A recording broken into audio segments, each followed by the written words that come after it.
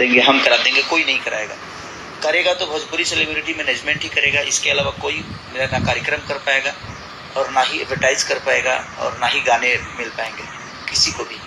तो आप कोशिश करिए कि आप भोजपुरी सेलिब्रिटी मैनेजमेंट को ही संपर्क करिए ताकि आपको 10 जगह दौड़ना ना। जैसे कि आप लोगों ने देखा कि खेसारी लाल लाइव आकर के डायरेक्ट ही बोल रहे हैं, वो असल में पवन सिंह के बारे में जो है वो बोल रहे थे। और बोलना ये था कि जैसे कि इन लोगों में काफ़ी ज़्यादा कंपटीशन चल रहा है, कंपटीशन की वजह से वो खेसारी लाल को ना आज लाइव आकर के बोलना पड़ा।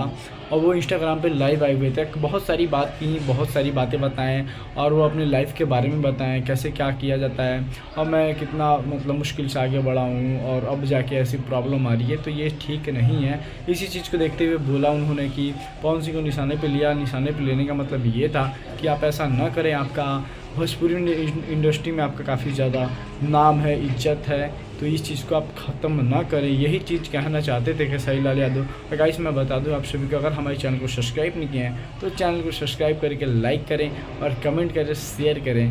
Thank you. फिर मिलते हैं अगले वीडियो में न्यू वीडियो के साथ। Thank you.